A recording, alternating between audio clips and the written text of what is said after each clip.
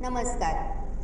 आज आपण सर्वजण इथं आईंच्या 60व्या वाढदिवसासाठी अर्थात षष्ठ्यब्दीपूर्तीसाठी जमलो आहोत. आता तुम्हाला प्रश्न पडला असेल, सालाप्रमाणे सगळंच तर बघून झालंय किंवा ऐकूनही आहोत आईंकडून, मग आता हा व्हिडिओ का परत?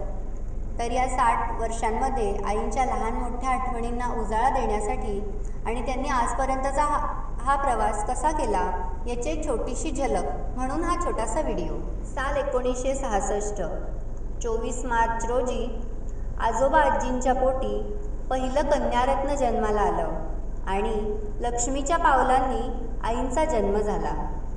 आजोबा मधुसूदन वादन आणि भिक्षुकी क्षेत्रात काम करायचे, तर आजी सुमन पूर्ण घर सांभाळायच्या. पहिली लेक म्हणजे वडिलांची बाबांची लाडकी तर असणारच, अहो तीच ही आजोबांची शकू. त्या काळात फोटोची फारशी सोय नसल्यामुळं आईंच्या बाळलीला पाहण्याचे क्षणचित्र आपणासमोर काही मांडता आले नाहीत हो तेव्हाचे. पण लहानपणीचे आईवडिलांचे संस्कार सोबत आणि एक लहान बहीण म्हणजेच आपली मिनू मावशी आणि भाऊ म्हणजे मंदार मामा यांना खूप जपलं त्यांनी. पहिली मुलगी म्हणजे कौतुक तर खूप असतंच, पण त्यासोबत घराची जबाबदारीही येते त्या व्यक्तीवर. राहायला हे जोशी कुटुंब पालगड इथं स्थायिक होते, त्यामुळे आईंचं सगळं शिक्षण पालगड या ठिकाणीच झालं आणि शिक्षण घेऊन आईंनी घराला हातभार लावायला चालू केलं, म्हणजेच त्या नोकरी करू लागल्या. दिवस तुझे हे फुलायचे, झोपाळ्या वाचून झुलायचे, माझ्या या घरापाशी थांब सजणी जराशी, पापण्या मिटून भुलायचे, दिवस तुझे हे फुलायचे. या रचनेप्रमाणे वयात आलेली ही मनीषा अरविंद कुलकर्णींना भेटली आणि दोघे पार प्रेमात बुडून गेले. वयाच्या 21व्या वर्षी 19 फेब्रुवारी 1987 साली ही मनीषा मधुसूदन जोशी अरविंदरावांची निलिमा झाली आणि प्रेमात रंगरंगुनी उभयतांचा संसार सुरू झाला. आई कोकणच्या आणि बाबा कर्नाटकात राहणारे, पण सर्व गोष्टी अगदी सहजरित्या त्यांनी जुळवून घेतल्या. अर्थात त्रास तर झाला असेलच नक्की, त्यात शंकाच नसते, पण बाबांची साथ इतकी भक्कम होती की तो त्रास कधी त्यांना मोठा वाटला नाही. घरची जबाबदारी, एक नणंद अविवाहित त्यांच्यासोबत, एकत्र कुटुंब, सासू सासरे असं सर्वांचं काही सांभाळत कमी वयात सगळं शिकून घेण्याची आईंची प्रचंड इच्छा आणि हौस असल्यानं दोघांचा संसार पंढरपूर इथं सुखानं सुरू झाला. त्यानंतर कोल्हापूरमध्ये स्थायिक होऊन 1990पर्यंत बाबांनी तिथं नोकरी केली. आता या सगळ्यामध्ये प्रेमाचा गोडवा तर वाढायला हवाच.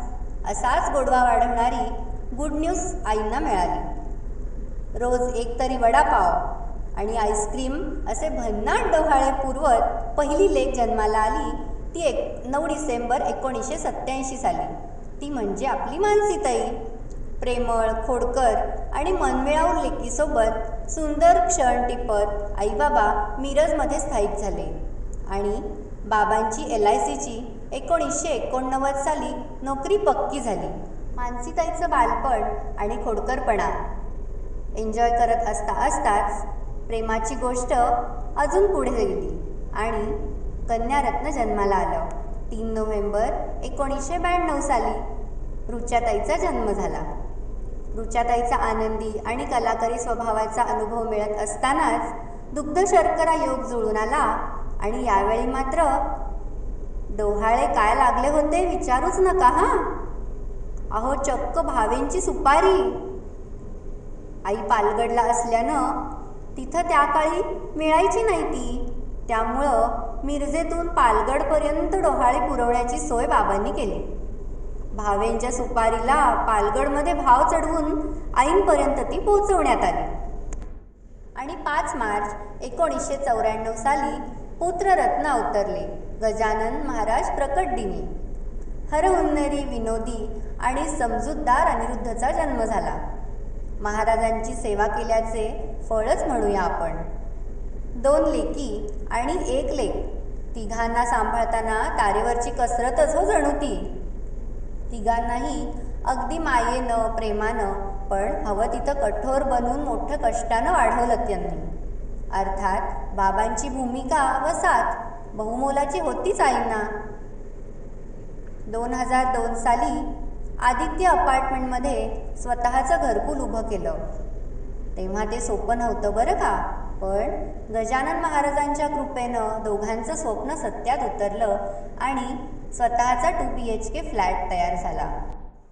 2003 साली रीतीप्रमाणे अनिरुद्धचा उपनयन सोहळा साजरा केला. त्या काळी थाटामाटात कार्यक्रम करणं आजच्या इतकं सोपं नव्हतं बरं. लाडक्या लेकाची जल्लोषात मुंज करून तिघांचे महत्त्वाचे शैक्षणिक टप्पे पार पडले. 2 इंजिनियर आणि 1 ग्रॅज्युएट घरी तयार झाले. बघता बघता विवाहाचा रौप्य महोत्सव कधी जवळ आला हे समजलेच नसेल त्यांना, नाही का? 3 मुलांनी मिळून आईबाबांचा 25वा वाढदिवस घरच्या घरी अगदी छान पद्धतीनं साजरा केला. गोंदवलेकर महाराजांची आजपर्यंतची केलेली सेवा आणि गणपती बाप्पा व गुरुदत्तांचे आशीर्वाद सोबत घेऊन 3ही मुलांचं सर्व काही छान झालं. जणू आईनं पाहिलेलं स्वप्न सत्यात उतरलं.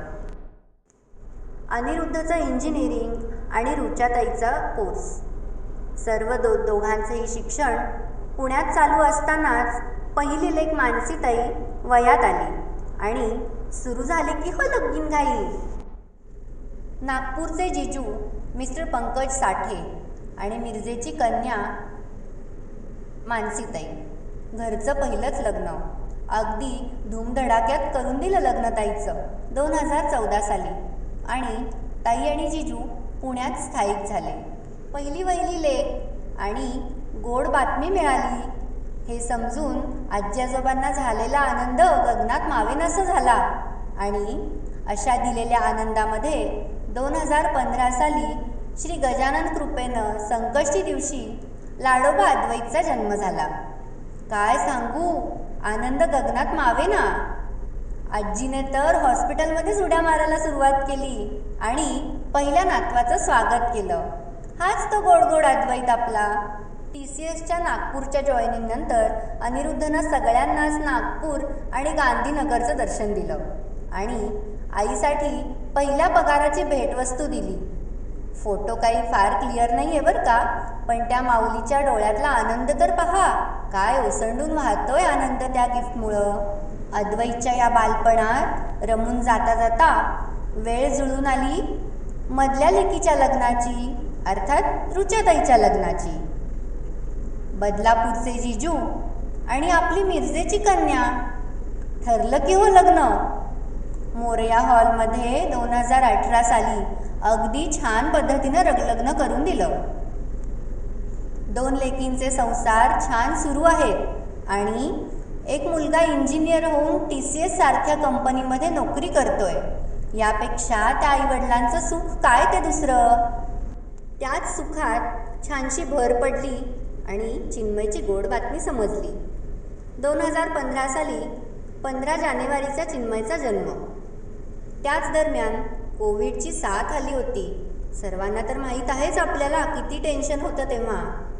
तरीही न डगमगता पूर्णपणे बाबांचा पाठिंबा सोबत घेऊन आईंनी खूप काळजीनं रुचाताईचं बाळंतपण केलं. नातू समोर आहे इतका गोडगोड, मग आणखी काय हवं ना. 2 लबाड प्रेमळ गोकोबा सोबत असतानाच आजी आजोबा नातवंडांमध्ये खूप छान रमून गेले होते नुसते. या सर्व प्रसंगांमध्ये माहेरची साथ आईंना जबरदस्त मिळाली. आजी आजोबांनी आईंचं केलेलं बाळंतपण, मामांची माया आणि मीनू मावशीचं ताईवरचं प्रेम आणि मदतीचा खंबीर हात पाठीशी सदैव असतो आणि आजही तो आहे. इकडं याच दरम्यान अनिरुद्ध TCSमधून स्विच करून वोडाफोनमध्ये जॉईन झाला. कोविडची फॅसिलिटी होती, सर्वांनाच वर्क फ्रॉम होम मिळत होतं तेव्हा. आता वेळ आली होती शेंडेफळाच्या लग्नाची, अनिरुद्धच्या लग्नाची. सगळ्या बहिणींमध्ये लहान भावाचं लग्न. दोन्ही बहिणी तर खुश होत्याच, आईबाबांच्या आनंदाचा तर प्रश्नच नव्हता. आणि ठरलं की लग्न अनिरुद्धचं. स्थळ पण मिरजेचंच मिळालं. तेही कधीही न भेटलेले दोन व्यक्ती एकाच गावात राहत होते. आणि मिरज युनिक रेसिडेन्सी ते खाडीलकर गल्ली प्रवास करत करत 2021 साली अनिरुद्धचं आणि माझं लग्न झालं. बाबा रिटायर झाले 2022 साली. आणि आता फिरायचे दिवस आहेत तोपर्यंत फिरून घ्यावं असा विचार करत करत त्यांनी सिंगापूर ट्रिपमध्ये काय धमाल केली बाप रे. वास्तविक पाहता ही खरी आईंची इच्छा होती की एकदा सिंगापूर दर्शन करायचं. दुबई, सिंगापूर हे सारं पाहून झालं. आता कुठं आहे बरं दौरा आई बाबा? आठवून नक्की सांगा हं मला पण. सिंगापूर दर्शन करून आल्यानंतर तिसरी बातमी समजली गोड. आजी आजोबा होणार आहेत याची. आणि हा पाहुणा तर आता नवीन घरातच येणार होता, म्हणून आईंची जय्यत तयारी सुरू झाली. आता मीच बोलतीये म्हणून मला सांगावंसं वाटतं की प्रेग्नन्सी ते डिलिव्हरी हा पूर्ण प्रवास आईंनी माझी खरोखर इतकी काळजी घेतली. सगळे क्रेविंग, सगळ्या प्रकारचे, कधीच नकार दिला नाही. मला आठवतही नाही की मी सांगितलं त्यांना हे करा, हे करू नका, आणि त्यांनी केलं नाही किंवा केलं असं कधीच झालं नाही. सासू म्हणून तर त्या कधी माझ्याबरोबर वागल्याच नाही. मानसीताई आणि रुचाताईच्या अगदी बरोबरीनं सगळं काही दिलं त्यांनी मला. असो,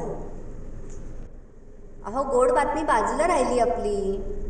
2023 साली अधिक महिन्याचा पहिला दिवस अधिकाधिक गोड झाला आणि लक्ष्मीच्या पावलांनी श्रीषाचा जन्म झाला. आजी आजोबांचा आनंद द्विगुणित झाला. जणू आजपर्यंत त्यांची गोड अशी ही प्रॉपर्टीच, म्हणजे ही 3 नातवंडच असं म्हणायला काही हरकत नाही. 3ही नातवंडांचे खट्याळ बालपण अनुभवत असतानाच आज षष्ट्यब्दी पूर्तीचा दिन कधी आला उमजलेच नसावे आईंना. आता हा झाला घरगुती परिवार छोटासा, पण त्यांना आजपर्यंतच्या या प्रवासामध्ये त्यांच्या मैत्रिणींची साथही खूप छान लाभली. जणू मुलांसाठी अगदी घरचं नातं तयार झालं होतं. अशाच काही त्यांच्या जवळच्या मैत्रिणी, बेस्ट फ्रेंड्स म्हणूया आपण. अशा जिवलग मैत्रिणींचं थोडक्यात त्यांनी मनोगत व्यक्त केलंय, ते आपण बघूया. शिक्षण त्यांनी त्यांच्या ह्याच्यावर केलंय. शिक्षण त्यांच्या ह्याच्यावर त्यांनी केलंय. पुढे कंपनी कारखान्यात नोकरी केली. बंडोन अण्णांच्या नोकरी करून घरात पण पैसे दिले, शाळा शिकले. पुढे मग कॉलेजला जायला लागली, कॉलेज केलं आणि घरात पण पैसे दिलं. घरात पण आईला मदत केलं.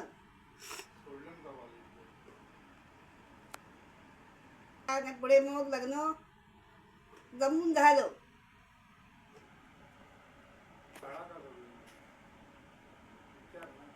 शाळा तिला नोकरी करायची होती म्हणून. पण पुढे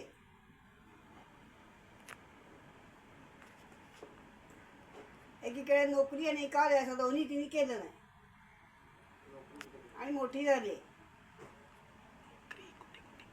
इथे बंडोळना, इथे बंडे अण्णांच्या कारखान्यात नोकरी केली. ते सुद्धा पगार किती, 10 रुपयांनी 5 रुपये रोज अशी नोकरी केली तिने. पुढे काय केलं, शिक्षण झालं, कारखान्यात नोकरी झाली, घरात आईला मदत झाली, कानातलं केलं स्वतःच्या.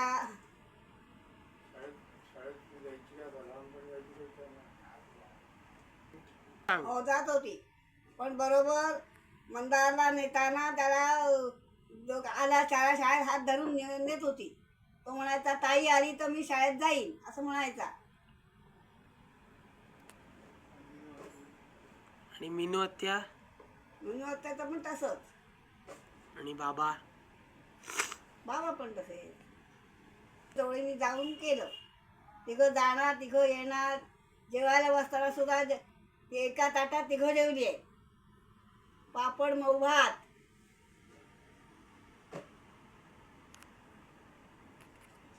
बाकी काय? हम्म. 18 वर्ष पूर्ण झाली. 60 वर्ष आता तिची 60 वर्ष पूर्ण झालेली आहे. त्यामुळे आता शुभेच्छा तिला देते.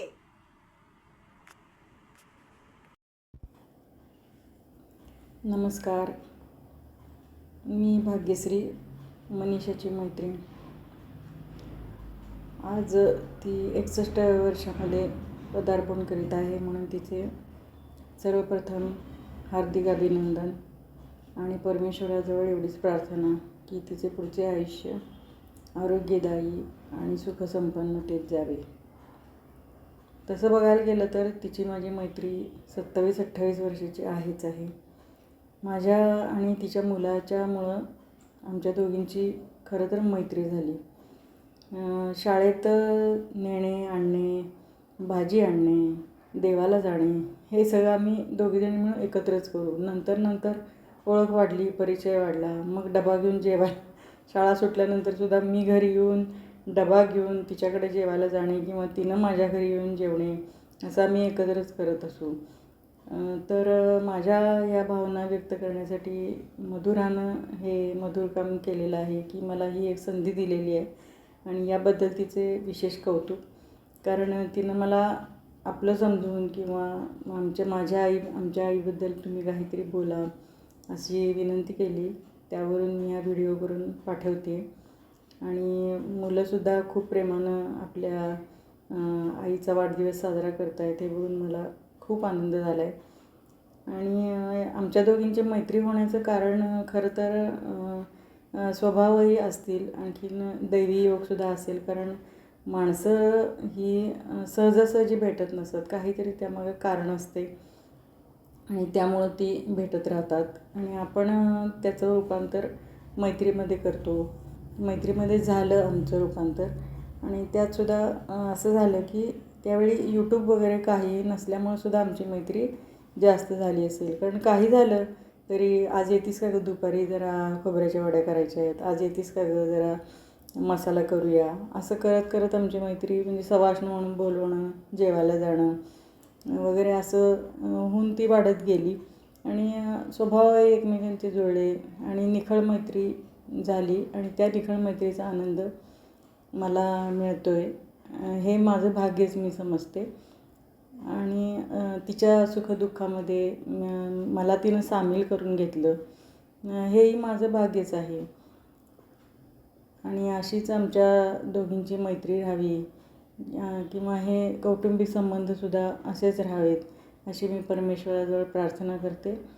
आणि सर्व ऋचा आणि मानसी अनिरुद्ध यांचे पण अभिनंदन करते. आणि विशेषतः तिच्या मिस्टरांचे सुद्धा त्यांनी तिच्या सगळ्या हौशीमौजी पुरवल्या.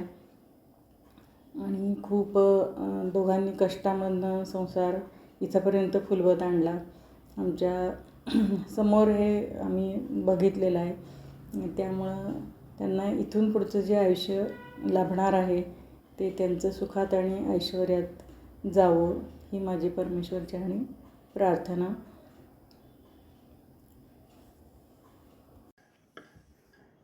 नमस्कार मनीषा वहिनी, मी मंजू छत्रे. तुम्हाला 60व्या वर्षाच्या वाढदिवसाच्या खूप खूप शुभेच्छा, मनापासून शुभेच्छा. अशाच हसत खेळत आणि आनंदी राहावा, निरोगी राहावा अशी ईश्वरचरणी प्रार्थना करते. खरं तर मनीषा वहिनींचा आणि माझा संपर्क 30 वर्षापूर्वीचा आहे. मनीषा वहिनींच्या जाऊबाई आणि आम्ही शेजारी राहत होतो. आणि मनीषा वहिनींच्या जाऊबाई जशा माझ्या मैत्रीण आहेत तशाच मनीषा वहिनी पण माझ्या खूप चांगल्या मैत्रीण आहेत. मनीषा वहिनींचा स्वभाव खूप मनमिळाऊ आणि खूप हसरा आहे. तसेच त्यांचे मिस्टर आणि त्यांनी केलेले कष्टही आम्ही जवळून पाहिलेले आहेत. आणि आज त्या कष्टाचेच फळ म्हणा की त्यांचा संसार यशस्वी संसार झालेला आहे. त्यांच्या दोन्ही मुली, दोन्ही जावई, मुलगा अनिरुद्ध, सून मधुरा यांनी त्यांचे खूप कौतुक केले आहे. हे आजच्या कार्यक्रमावरून दिसत आहेच आहे. तसेच ते दोघेजणंही खूप नातवंडांच्यामध्ये रमलेले आहेत आणि त्यासाठी त्यांना पुण्याला जाऊन राहावे लागले आहे. पण आम्हाला तुमची खूप आठवण येते हो मनीषा वहिनी. मिरजेत आम्ही तुम्हाला खूप मिस करतो आहे. मनीषा वहिनींची आणि आमची भिशी आहे तीसुद्धा 30 वर्षापूर्वीची आहे. मनीषा वहिनी असताना मग भिशीमध्ये खूप मजा येते, खूप हसतो, पोट भरून हसतो, खूप मजा करतो. पुण्यात राहायला गेल्या आहेत तरीसुद्धा त्या भिशीतून त्यांनी नाव काढलेलं नाही. केवळ मैत्रिणींशी संपर्कात राहावे या दृष्टीनं त्यांनी नाव ठेवलेलं आहे आणि आम्ही त्यांना नाव काढूनही देणार नाही आहोत. त्या मिरजेच्याच आहेत, त्यामुळे आम्ही त्यांना सोडणार नाही असे. त्यामुळे मनीषा वहिनी तेवढ्यासाठी तरी तुम्हाला मिरजेत यावेच लागेल. तुमचे खूप खूप खूप कौतुक आहे. आजचा कार्यक्रम मधुरा आणि अनिरुद्ध यांनी छान ठेवलेला आहे, त्याच्याबद्दल त्या दोघांचे खूप कौतुक आहे. आणि तुम्ही अशाच खूप हसत खेळत आनंदी निरोगी राहाव्यात अशी पुन्हा एकदा ईश्वरचरणी प्रार्थना करते. वाढदिवसाच्या खूप खूप शुभेच्छा. हॅलो मनीषा वहिनी, वाढदिवसाच्या खूप खूप शुभेच्छा. मी अंजली खाडीलकर, पण मनीषा वहिनींसाठी मी नम्रताच. कारण माझ्या लग्नाच्या आधीपासूनच आणि वहिनींच्या लग्नाच्या आधीपासूनच वहिनींच्या सासूबाईंचे आणि माझ्या आजीचे संबंध मायलेकीचे होते, म्हणून मी त्यांना मावशी म्हणून ओळखायची. त्यामुळे आमचे संबंध 50 वर्षापूर्वीपासूनच आहेत आणि मनीषा वहिनींमुळे ते अजून घट्ट झाले. आणि 25 वर्षापासून वहिनी गल्लीतच आमच्या शेजारी राहायला आल्यामुळे अगदी सख्खे शेजारी झालो. एकमेकांसाठी धावून येणे, एकमेकांना मदत करणे आणि वहिनींचा साधा सरळ स्वभाव त्यामुळे आमचे खूप जमते. आम्ही दर भिशीला वहिनी तुम्हाला मिस करतोय. वहिनी हसायला लागल्या की भिशीची रंगत वाढते, कारण त्या खूपच हसतात. हे पण आम्ही मिस करतोय. एवढंच सांगते, अधूनमधून मिरजेत राहायला येत जा. मिरजेत जेव्हा येतील तेव्हा मात्र भेटल्याशिवाय जात नाहीत. आज मुली, जावई, अनिरुद्ध, मधुरा सर्वांनी मिळून तुमचा वाढदिवस छान साजरा करत आहेत. याचे कौतुक आहे. 60व्या वाढदिवसानिमित्त तुम्हाला खूप खूप शुभेच्छा. उत्तम आरोग्य, दीर्घायुष्य आणि भरपूर आनंद समाधान तुम्हाला मिळो हीच ईश्वरचरणी प्रार्थना. मनीषा वहिनी, तुम्हाला माझ्याकडून मंजूकडून संगीतमय शुभेच्छा. जन्मदिनैदं आई प्रिय सखे, शन्तनु तुते सर्वदा मुदं, प्रार्थनामहे भवशतायुषी, ईश्वर सदा त्वां रक्षतु, पुण्यकर्मणा कीर्तिमार्जय, जीवनं तव भवतु सार्थकं, जीवनं तव भवतु सार्थकं. माझी मैत्रीण सौ मनीषा कुलकर्णी, आज तिचा 60वा वाढदिवस आहे. त्यासाठी खूप खूप शुभेच्छा. आमची बार्शीहून मिरजेला बदली झाली त्यावेळी अनिरुद्ध 3रीमध्ये होता. आदर्श शाळेत ॲडमिशन झाली. दोन्ही अनिरुद्ध व अवधूताई संघ एकाच वर्गात होते. तेव्हा मनीषा व भाग्यश्रीची ओळख झाली व ओळखीचे रूपांतर मैत्रीमध्ये कधी झाले कळलेसुद्धा नाही. मुलांना शाळेत सोडायला आणायला जाताना खूप गप्पा, म्हणजेच संसारातील सुखदुःख अडचणी एकमेकींना सांगणे व प्रत्येकीच्या मागे भक्कमपणे उभे राहणे. घरातील बाहेरील प्रत्येक गोष्ट एकमेकींना सांगणे. आम्ही अगदी 2 खोल्यातून ते सुद्धा भाड्याच्या संसाराची सुरुवात केली आहे. परिस्थिती सुधारली तसे घरे बघायला सुरुवात केली. त्यामध्ये सुद्धा खूप अडचणी आव्हाने समोर होतीच. त्यात मुलांची शिक्षणे, घरातील जबाबदाऱ्या तर होत्याच, पण मुलांनी त्यांच्या बाबांनी खूप साथ दिली व आता थोडे मागे वळून बघितले की असे दिवस आपण कसे काढले असतील असे अजूनही वाटतेच. अजूनही घरातील प्रत्येक गोष्टीबाबत आम्ही एकमेकींचे सल्ले घेतोच आणि सगळ्यात मोठी गोष्ट म्हणजे परमेश्वराचा पाठिंबा. त्यावरच आम्ही एकमेकींच्या साथीने संसारात खूप यशस्वी झालो. खूप समाधानी आहोत. देवाने आम्हाला भरभरून दिले आहे. अशीच सगळी आमच्या पाठीमागे आणि बरोबर उभे राहा. तब्येतीच्या तक्रार तर आता चालू राहणारच, पण मनाने आम्ही खूप कणखर असल्याने व देवाच्या साथीने आमच्याबरोबर सगळी मुले मुली जावई नातवंड अशा गोकुळात छान राहा. सगळ्यांना आमचे आशीर्वाद तर शेवटपर्यंत असणारच. नमस्कार. मनीषाला पुन्हा एकदा वाढदिवसाच्या शुभेच्छा. हाय मनीषा वहिनी. मनीषा वहिनी म्हणजे आमच्या BC ग्रुपमधलं एक हास्र व्यक्तिमत्व. मनीषा वहिनीची आणि माझी ओळख तशी LIC फॅमिलीतली, पण आम्ही LIC फॅमिलीपेक्षा जेव्हा मी BC आले त्यावेळेस आमची खूप छान मैत्री झाली आणि त्या एकदम हसऱ्या, सगळ्यांना समजून घेणाऱ्या अशा आहेत. मनीषा वहिनींना वाढदिवसाच्या खूप खूप शुभेच्छा. हॅपी बर्थडे मनीषा वहिनी. मायेचा ओलावा, निरागस रूप, तारुण्यपण, मोहाची किमया, ममतेची जुळणारी सांगड आणि नातवंडांचं प्रेम. खरंच अगदीच निश्शब्द. इतकं सारं सर्वांना माहीत असूनही आज मी सांगितलं, कारण आईंच्या डोळ्यासमोर 60 वर्ष कशी झाली ती आज परत दिसावी हीच एक इच्छा होती. आम्हा सर्वांकडून तुम्हाला 60व्या वाढदिवसाच्या खूप खूप शुभेच्छा.